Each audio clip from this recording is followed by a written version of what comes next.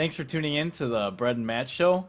I'm Matt, he's Brett, and this week we're going over our AFC West preview.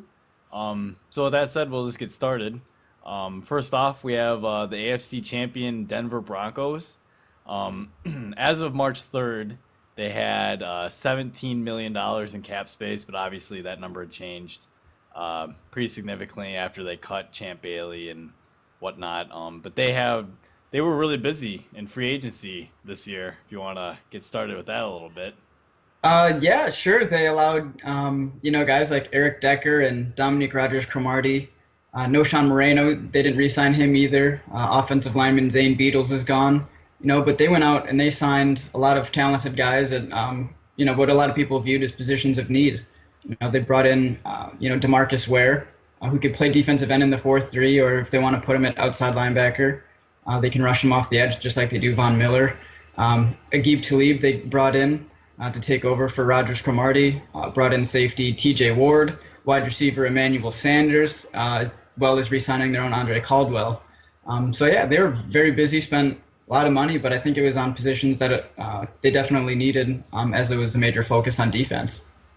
Yeah, no question about it. I totally agree with you. I mean, they handed out a ton of money and guarantees this year.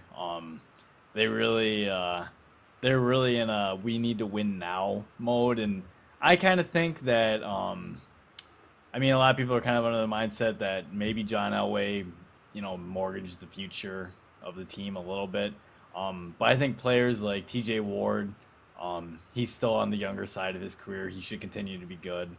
Um, Aqib Talib, he's not. He's had a couple of injuries in championship games over the last couple of years, but overall, I think he's still one of the better corners in the league, and he has that potential to be like a true shutdown guy. I mean, obviously, everyone saw what he did to Jimmy Graham on national TV. I mean, just completely took him out of the game. So he can have that kind of impact. That impact they were looking, and I think part of it at the time might have been trying to steal, a player from the Patriots, who obviously they went and got their own big name. Maybe even took a step up, but And it's interesting too the history there, because in the playoff game, if you remember, the reason that he didn't finish the playoff game was because they ran that crossing route and Wes Welker took him out and injured him for the game. Now they're teammates, and Talib came forward and said that he doesn't think Welker's dirty. Of course, you say that now when you're teammates to try to get along, but I mean it's just kind of an interesting dynamic, I think, there as well. that's true. I really like the Emmanuel Sanders signing. I think he's gonna fit really well with Peyton Manning. He's always been a shifty receiver. It'll be interesting to see how he works out and how the loss of a guy like Eric Decker plays in. Because I mean, they're kind of different styles of receivers. Decker being just big, naturally bigger. Um, he didn't show up in the Super Bowl, but until then, I thought Decker was, more of a physical, like bigger receiver. Um, I'm kind of curious to see how Sanders will do. Because who do you put on the outside, do you think?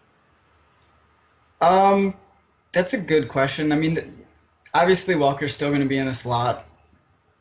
I mean, they still might just use those bunch formations too, so it doesn't really That's matter who's true. outside and who's inside, because when they're bunched together, none of them are getting jammed.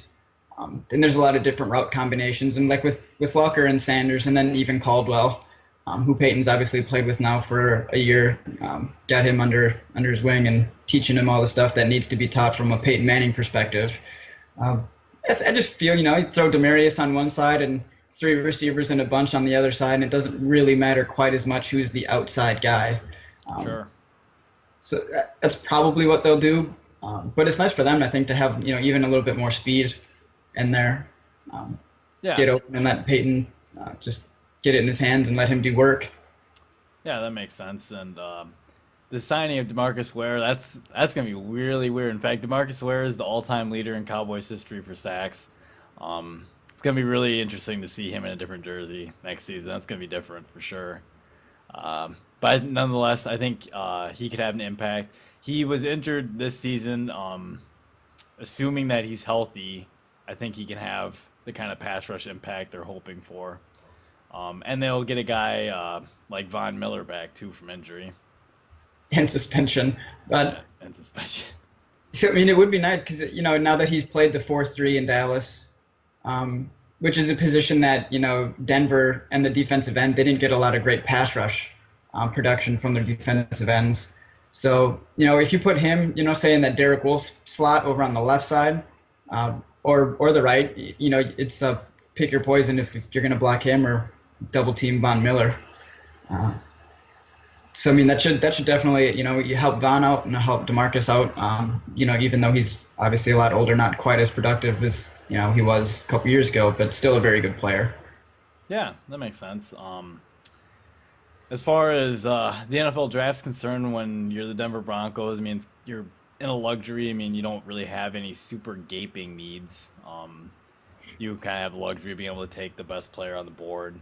Um, but some guys that maybe could fall, could see them going after like an offensive tackle, like Morgan Moses, maybe a guy like Coney Ely, defensive end from Missouri. Just you can never have enough pass rushers and guys that can get to the quarterback. Or like we're talking about the wide receiver. I mean, this is a deep class. I mean, maybe they decide to take a receiver. Um, Devonte Adams out of Fresno State would be an option. Um, He's a maybe bigger guy too, isn't he? yeah, or maybe I just thought this off the top of my head. Maybe a guy like Kelvin Benjamin, who could be there. Like honestly, who knows where that guy's gonna get drafted? I mean, he might get drafted way high by strictly off being 6'5" and all the potential in the world, or because he worked out poorly, he might slip somewhere in the second round. I would guess at worst case scenario. But I mean, just think if Peyton Manning had another huge target like him on the outside to throw the ball to. I mean, just I don't know. They're in a luxury position, I think, as far as the draft's concerned. And obviously with a guy like Peyton too, you don't necessarily need the greatest weapons, but obviously if he's got them, he's going to get them, use them to his full advantage, and it'll just make that team, even more scary if the more weapons they have. Yeah, I completely agree. An area maybe inside linebacker, guy like Wisconsin's Chris Borland, actually in Mel Kiper's latest mock draft has him going in the first round Yeah, to Mike Mayock. I think Mike Mayock even like a month ago said that he could see him being a fit, plug and play right away kind of guy in Denver and would fix some of their defensive front seven problems. So it's starting to take off, I guess. Maybe he maybe he sneaks into that first round. I'd be surprised. Um, Though of course they might look for someone a little more athletic and go for a guy like Ryan Shazier from Ohio State. Runs in the 4.4s and jumps out of this world and is an incredibly strong guy too, for especially for his weight. So he's a hell of a player, and I wouldn't put it past Denver to take Ryan Shazier in the first round either. Or I mean, yeah, or I mean, you have this interesting point of maybe getting a cornerback in the late round, maybe a guy like Bradley Roby, possibly. Can't think of the cornerback's name from TCU. Jason Verrett. Yeah, I mean, guys like that are going to be around possibly in later. It's just, yeah, I mean, they could get a guy to be a slot corner for him and guard the team's third receiver, and that would work out too well for him, I would think. So, I mean, the Broncos definitely have some options of where they can go, I think, in the first round. Yeah, I think as you mentioned, probably for the most part, best player available wouldn't be a terrible way to go. Just to reload on talent, since they don't have a lot of very big needs. But I expect them to hit one or two obvious needs probably earlier in the draft for sure. Yeah, that makes sense. So, I mean, my overall thoughts on the Denver Broncos. I mean, John Elway, I thought he made a statement. Clearly, he watched the Super Bowl and watched what Seattle did to them defensively and said, "Hey, we need to improve our defense." So I think made a huge splash in free agency as we went over. That was really where Denver attacked things. Spent a ton of money, but in the end, I mean, you got paid in 1, 2 seasons maybe. So got to make the most of that. You're in a win now thing. And I definitely think they're gonna be right in there. I think for beat contending for another Super Bowl run for sure. Um, I expect the Broncos just to continue their elite status as an AFC powerhouse right now. Yeah. Definitely, if for as long as Peyton's there, that's probably what they expect out of the team as well. And I mean, realistic opportunities to win the Super Bowl are obviously pretty rare. They made it to the game this last year and got blown out in spectacular fashion, one of the most lopsided Super Bowls ever. But while that stung, obviously what it showed is that where their weaknesses were and what they needed to do. And John Elway went out and tried to attack those weaknesses in free agency. They improved their pass rush with Ware, solidified one of the corner spots with Talib, to go with his running mate Chris Harris. They probably still need one more because it is a passing league. Can't have enough guys that can cover. Um, but so that's a need. But other than that, they brought in safety Ward. Safety was one of their biggest weaknesses. And they helped compensate for the loss of Eric Decker by bringing in Sanders and re-signing Caldwell. So, I mean, they don't have a lot of needs. And if they can hit on 2 or 3 draft picks, they should be easily the favorite to reach the Super Bowl again and perhaps even win it this time. Yeah, that's a good call. So with that, we'll move on to the San Diego Superchargers. As far as their cap space is concerned, as of March 3rd, so this is before obviously everything that took place in free agency. Their cap room was at about 4 million, which probably explains why they didn't make a ton of big moves or anything. Um, I don't know. You want to go over some guys that they lost in free agency? Sure. It looks like the only guys that were played significant time at all were cornerbacks Derek Cox and Johnny Patrick, as well as defensive lineman Cam Thomas. They're the only ones that played over 200 snaps this past year. So the guys that they did lose weren't, significant contributors to this last season where they ended up making the playoffs and winning a game in the playoffs. And really none of those guys that they lost even had great years. So they're not huge losses. But for cap space purposes, they did cut fullback LaRon McClain, who's a good player, but at fullback, his price tag was obviously just too high. Right. Yeah. They did Did they pick go on? up. Yep. They did pick up running back Donald Brown, who, since you live in Indiana, probably have at least seen a little more of him than some of us who don't live in Indiana. Yeah, they made that trade for Trent Richardson, giving up a first round pick for him. And since Trent came in, Donald Brown actually played really well, outplayed Trent easily, without question. Was probably some of the better football, honestly, that I've seen Donald Brown play. So that kind of hurts for the Colts, but it's a nice pickup for the Bolts. So it'll be interesting to see how he's used there with, Ryan Matthews and Mini Me in the backfield. But I mean, that's a good pickup for them for sure. Yeah. And they signed. They were able to keep some of their own.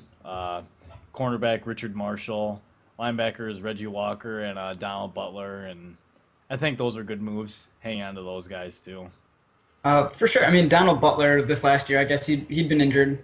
He didn't have a very good year, but if you look around, yeah, I've just researched just to see what people thought of him, and from a fan perspective, they love him. They think he can be a big play kind of guy, despite struggling a lot this last offseason. But he's young and he's the leader of the defense, so it was very important to keep Donald Butler at least for sure. Yeah, that makes sense. So as far as since the Chargers didn't do a whole lot in free agency, they're gonna have to hopefully hit on some of their draft needs.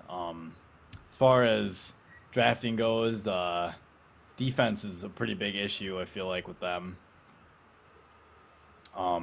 or both guard spots here. But as far as first round guys go, maybe a guy like nose tackle Lewis Nix, or the defensive tackle out of Minnesota, Hagman. Otherwise, they can definitely address cornerback's a pretty big need for them, I think. That would definitely be probably my guess where they go in the first round. A guy like Daquiz Denard should be there, or Jason Verrett.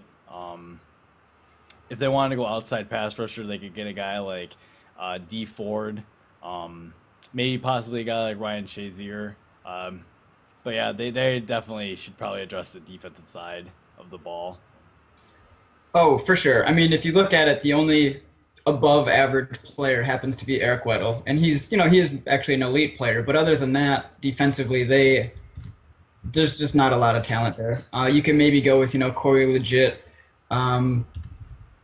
Melvin Ingram at outside linebacker is an okay player, but other than that, really talent deficient on that side of the ball. So they'll definitely just have to attack that, I believe, in free agency, or not even in free agency. They didn't have the money to spend, so it'll be the draft. Yeah, Um, I expect since they weren't able to do a whole lot.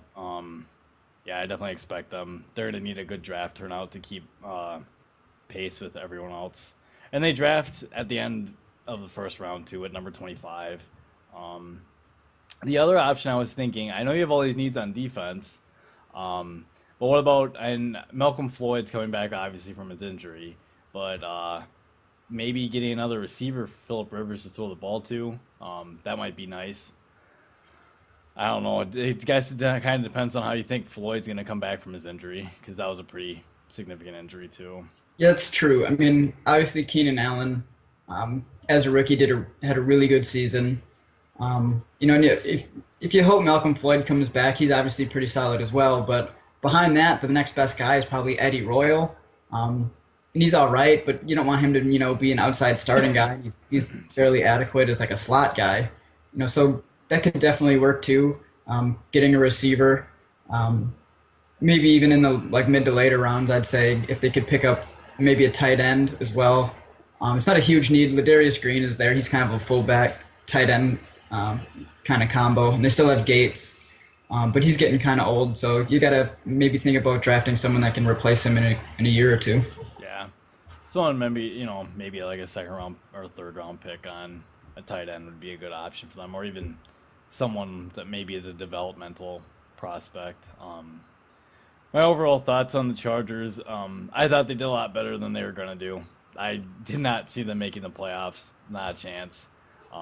They really surprised me. Philip Rivers, look back to the Philip Rivers a lot of us remember. I know he had a few seasons there where he was struggling pretty mightily. Thought he played really well.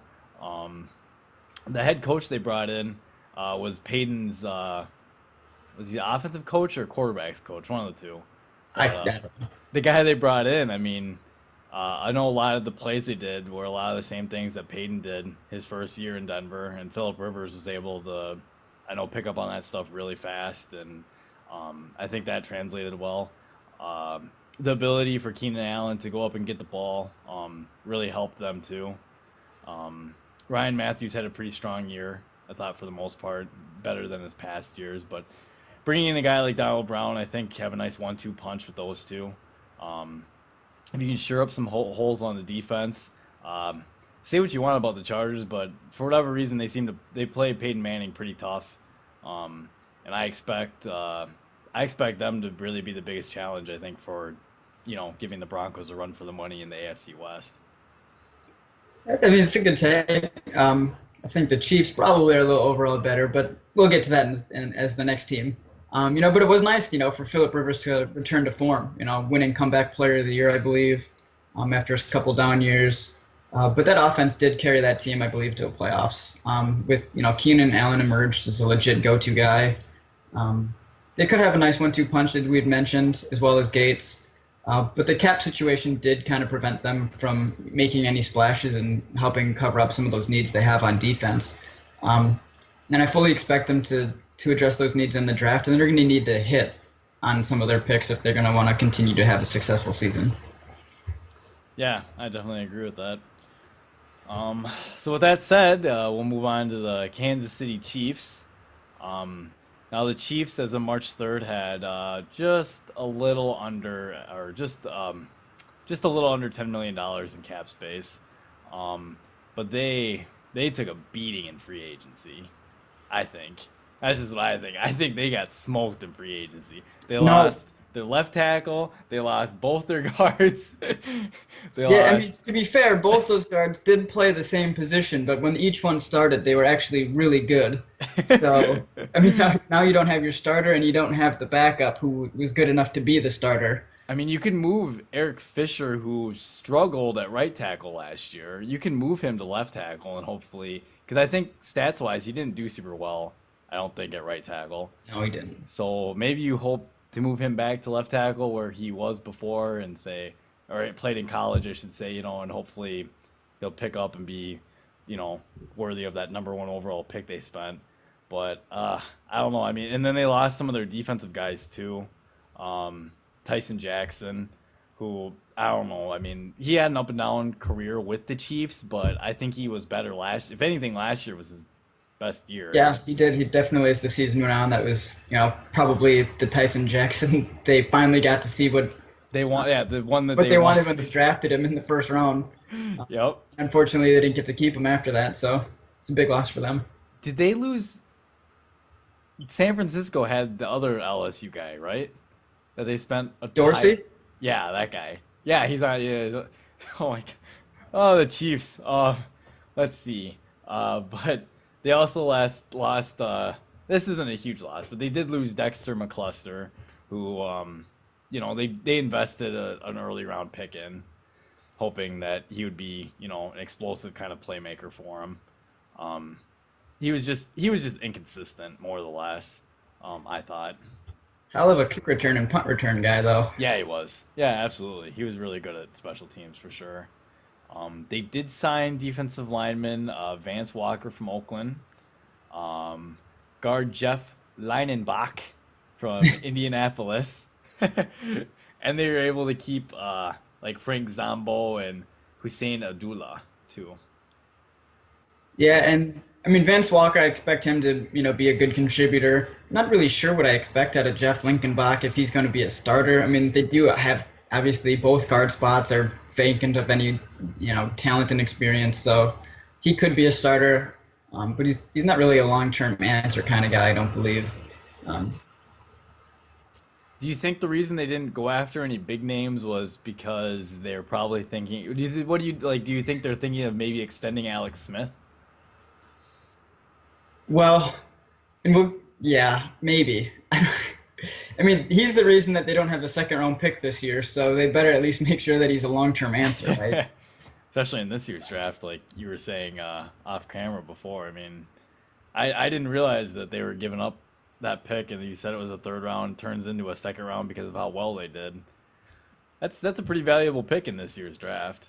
Yeah, maybe one of the deepest drafts in a long time. So not having that pick, you probably do have to expect them. Especially, we'll see how the season goes if Alex Smith is performing well, or at the very least not losing games for the team. If he can just manage, let the defense win games, and make sure that Jamal Charles does his thing. Maybe they extend him, hopefully for not a ton of money, because their cap space isn't necessarily that great. Um, And they're probably, I mean, they're gonna be having some other big names I would think coming out soon. Eric Berry's gotta be a free agent pretty soon here, I would think.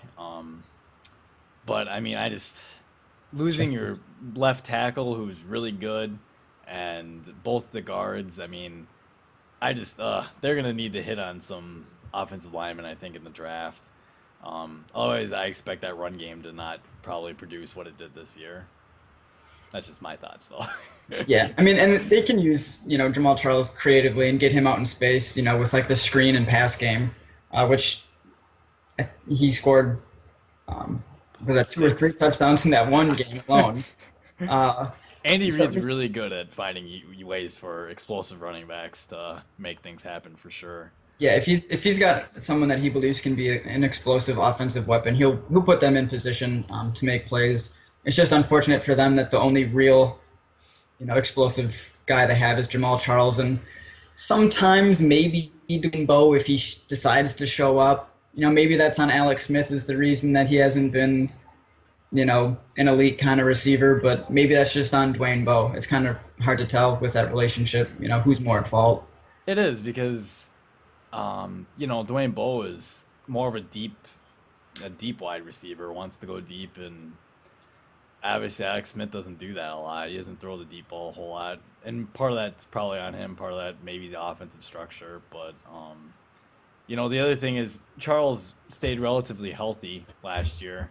Um, he's not exactly a super, sturdy guy. I mean, I don't know. If he takes a beating, I'd be kind of worried if he ends up getting hurt, especially now they don't have a cluster too.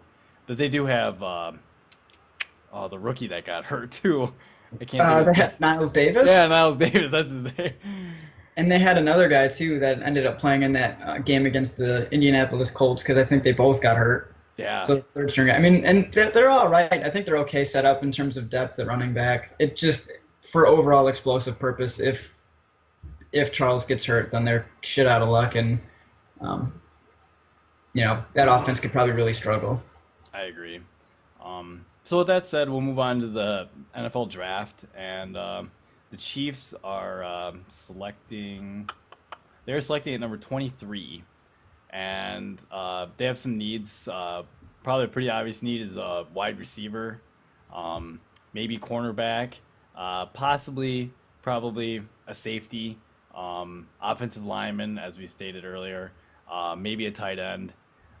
But I think receiver is a pretty big need for them, and this is a draft where they can find some help at receiver right away. I think. For sure. I mean, you look at besides their offensive needs, they do have needs at wide receiver. They have needs at maybe another corner, as well as possibly safety, and those three spots seem to be pretty deep. You can get some good guys there in this. Well, they don't have a second round pick, unfortunately. Um, but there's still going to be some guys available in the third and fourth, particularly wide receiver that Definitely. I think will have a shot to be pretty good wide receivers and be starters in this league. Yeah, I agree. So if you don't want to spend the first round pick on a wide receiver, you'll definitely be able to get one in the third round still. That'll be able to produce and contribute. Um, but as far as first round guys go, I mean, guys like Odell Beckham Jr., Kelvin Benjamin, who we've mentioned could be up and down. Maybe a guy like Brandon Cooks could definitely be there still. Although I'm keep hearing about his stock going up because of how well he ran. Um, as far as cornerbacks go, maybe a guy like Jason Verrett or Kyle Fuller from Virginia Tech. Um, as far as offensive linemen go, a guy like Zach Martin. But with the needs of the teams above them, there's probably a good chance he won't be around, which is unfortunate for them. Yeah. Another thing they could think about doing, maybe they trade down. What pick did you say they have? 23. 23. So I mean that would be, weird things happen. Maybe Cleveland passes on a quarterback at the top, kind of signaling that, at 26 or whatever pick they have later, they could be targeting a quarterback there. Maybe that gets some team in the second round at the top half that still needs a quarterback to trade back into the first to get ahead of Cleveland. Um, and that would give, Kansas City a shot to drop into the second and pick up some extra picks this year and perhaps even next year as well. Because they do need some extra picks, I think, so they can load up on the talent that's there at wide receiver, corner, and tight end and offensive line. Yeah, they do. As far as day two and day three guys go, safety Trey Boston, Craig Lawson, Terrence Brooks, maybe Jimmy Ward from Northern Illinois. Wide receivers would be like Martavius Bryant, maybe a guy like Jared Abbrederis. He should be around. Dre Archer, he's an interesting one. He'll definitely. I wouldn't think. I can't imagine he makes it out of the fourth round. Um, but he would be someone that would be an option as a return specialist, taking McCluster's place. Also, I mean, Andy Reid, for all we know, he might find a way to mix him into the offense too. I mean, with that kind of speed, he could get on the field. For sure. If you're looking again, day two and day three kind of guys, corner, especially if they trade down, Bradley Roby might be there at the top of the second round. A guy like Jalen Watkins or Purifoy from Florida. And then some other offensive linemen to look into would be, Morgan Moses, Gabe Jackson, or Antonio Richardson, the offensive tackle from Tennessee. Yep, I was actually just thinking of him in my head. But with that said, my overall thoughts on the Kansas City Chiefs, I don't. It seems like you seem a little higher on them than I do. I think the Chargers are gonna go past them this year. I just don't see it. I think maybe if they have a really good draft, they'll be all right. But I just think they lost some key power guys in their run game, and I think that was a huge reason of why they were successful. And if you don't have that power run game, I just wonder if you put that pressure on Alex Smith, if he'll be able to, meet the expectations and stuff. But their defense is going to be good. I think they'll keep them in games. You still have Tamba Ali. You still have Justin Houston. When those two are healthy and on the field, they get after the quarterback like no other, and they're going to give any team fits. So as long as their defense can remain healthy and intact, I expect them to at least be able to compete. They'll be in games. I don't see three teams getting out of. I don't see three teams making the playoffs in the AFC this year. I don't think they'll get West. both wild card spots this year again. So with that said, the Chiefs are my odd team out. I think right now. Like I said, I expect them to be able to compete, and it should be interesting to watch the Chiefs this year. Yeah, I mean, free agency did do some damage, as you mentioned, particular to the offensive line. They didn't really bring anyone in to help fill those spots, and they still have needs at wide receiver and tight end. Um, so they'll have to rely heavily again on the defense and Jamal Charles to win games. They don't have that second round pick. Uh, they should probably trade back, I think, but we'll see what ends up happening. And as far as the Chiefs versus Chargers, it'll be interesting because it'll be strength on strength and weakness on weakness with the Chargers offense versus the Chiefs defense, and then vice versa. They could be put up for some interesting games and have a pretty good battle for that second spot in the AFC West. Yeah, I couldn't agree more. Um, so with that said, we'll move on to the last team in the AFC West, the Oakland Raiders, who, as of March 3rd, had an enormous amount of cap room at 66 million. That's half the cap space. So obviously they're in great cap shape. Um, and General Manager Reggie McKenzie had quite a bit of work to do this offseason so far. They lost some pieces. They lost Vlad here, their offensive tackle, who I thought was pretty promising. They also lost their Lamar Houston to the Chicago Bears in free agency. Defensive tackle Vance Walker, who we just talked a little bit about. Um, they also have some guys that are unsigned still. Pat Sims being one. Charles Woodson, who actually played decent for them, still a question mark. And Jacoby Ford, who had a really big down year, still unsigned. For sure. And you look at what they did, what they brought in for free agency. It kind of matched up, with what they lost. They lost two defensive tackles and a defensive end, so they went out and signed guys that will help that defensive front seven. And Lamar Woodley, Justin Tuck, and defensive end Antonio Smith. They had Woodson's gone. He's kind of like a corner slash safety. They brought in cornerback Terrell Brown from I think San Francisco. Yep. As well as they kept Usama Young, who was massively underutilized, I believe, last year. Probably should have played more than he did. And then they lost Veld here, and they went out and signed offensive tackles Austin Howard as well as Khalif Barnes, and to help just get some weapons for whoever their quarterback will be. They did recently just sign James Jones to a spot, and they had that really awkward situation too, where they signed and frankly overpaid Roger Saffold, only to claim that he failed his physical. Yep. Apparently, he had from what I read, he had a shoulder injury or some sort of shoulder concern, and apparently, the Raiders were not aware of this, and they didn't like the physical, and the Rams apparently were okay with it because Yeah, right when he got back, he got another contract. Yeah, I mean, yeah, as soon as he got back, he immediately signed, and the Rams were claiming that he was just as healthy as he's been since, he's probably been in the league. So I mean, that's just kind of a weird instance. I mean, and he did sign for much less in St. Louis. I think it was probably close to like $12 million less in St. Louis Yeah, than it he was was. going to get from the Raiders. So I mean, maybe that was just a case of the owner saying, "Whoa, hey, we spent this much money on a guy who's a better guard than he is an offensive tackle." I don't think so. Just come up with a reason to nullify this deal, and we'll be okay. But I mean, that was interesting. And if you think about it, that if they really wanted Saffold to be the guy to help take over, a left tackle spot, and the owner, for whatever reason, this didn't work out, kind of limited them from attacking a bunch of the other free agent offensive tackles that were out there. Who there were quite a bit that were actually pretty skillful, and they There would have were. helped out the Raiders a lot. Yeah, I agree. I mean, there were a lot of free agent offensive tackles this year. Um, I mean, I really think they should have kept their own guy, but that's obviously didn't happen. I like the Antonio Smith signing. I thought he was a productive player for Houston. Um, Yeah. And I like the Lamar Woodley signing too. If he can stay healthy, I think he'll have an impact um, with that team. Now, it's interesting too because I thought they played a 4-3 mostly, right? I mean, are they more multiple where they could play a 3-4? Because I don't know how, Justin Tuck would then fit in a 3-4, but if they went to a 4-3, how Woodley would fit in a 4-3? Are they going to make him play end? I think they play a 4-3, and if they had to do that, I think they'd be okay because Woodley played defensive end in college, anyways.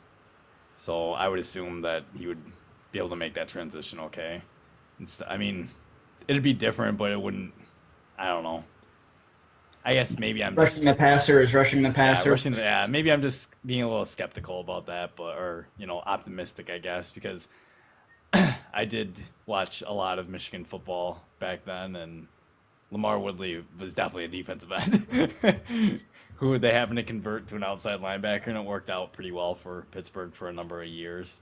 Um, I like the James Jones signing. I think they didn't pay a lot for him. A guy we didn't mention that they brought back, Darren McFadden on a 1 year deal.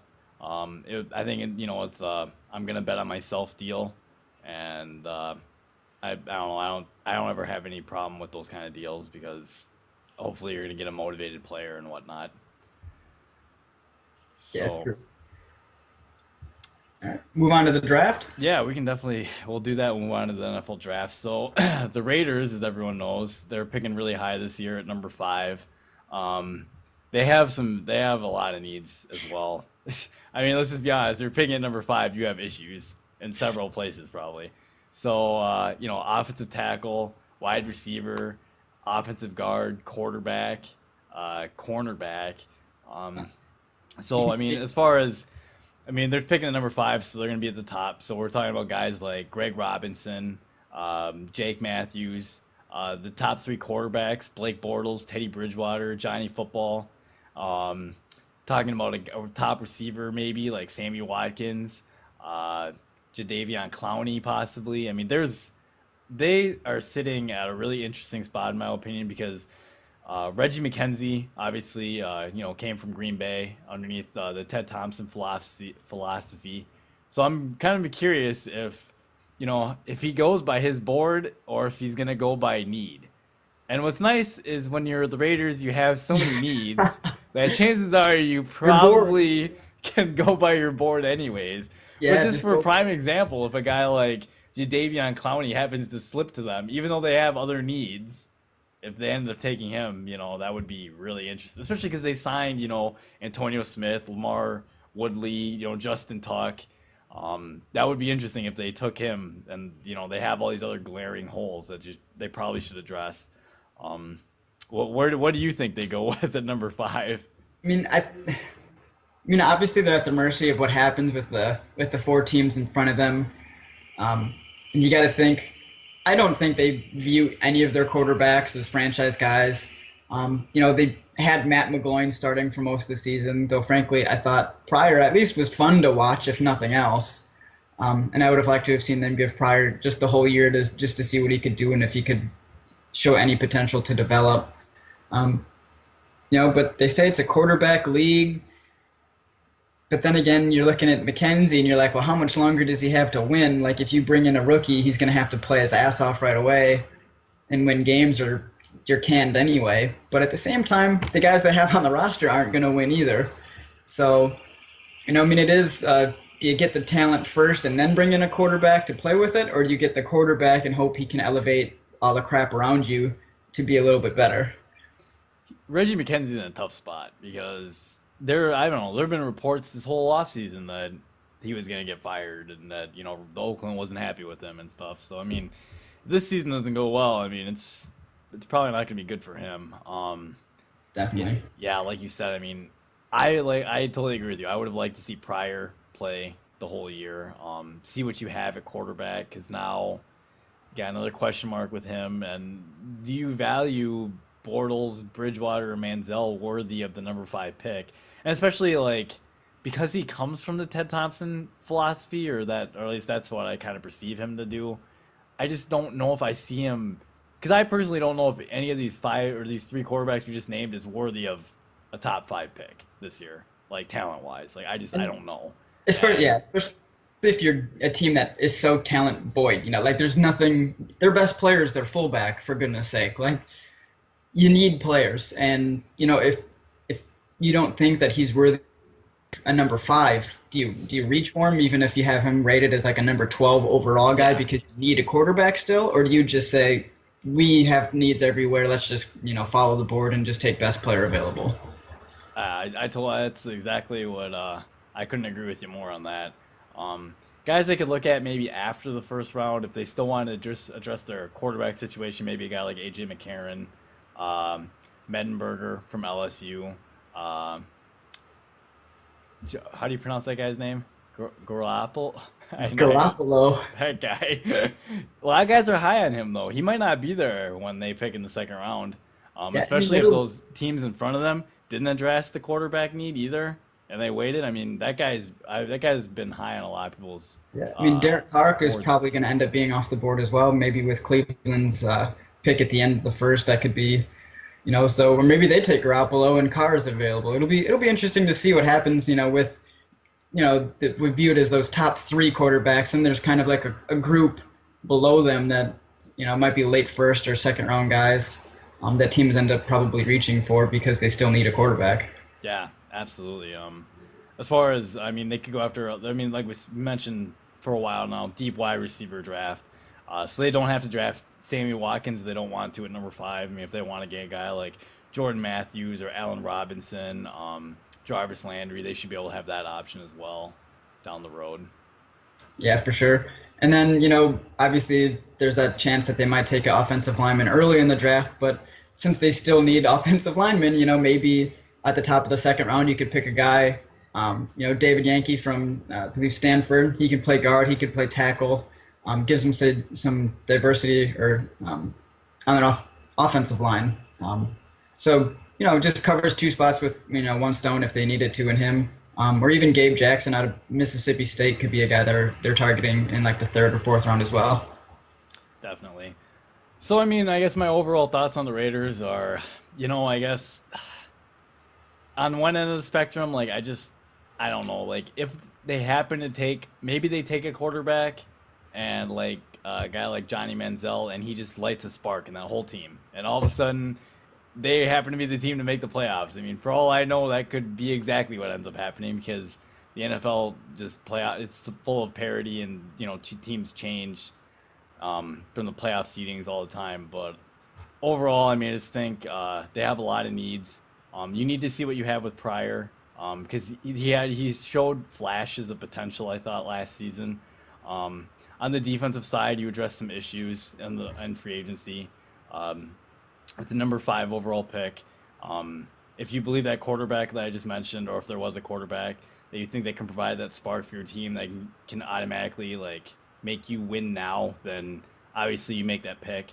If not, taking the best guy that's on your board and hopefully building for the future and hoping if you're Reggie McKenzie that you have your job at the end of the season still, is probably the best outcome.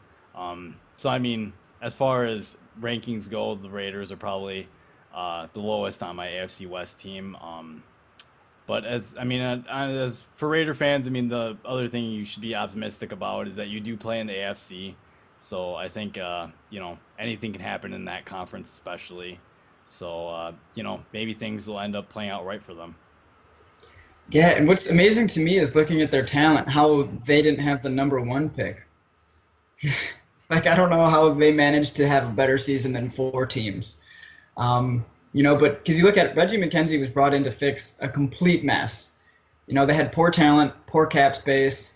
Obviously he did a really good job with the cap situation by essentially freeing up half the space that's allotted. Now he's got to start fixing that talent deficit on the team. But unfortunately, I'm not sure he did that this offseason. Some of the better players on the team left.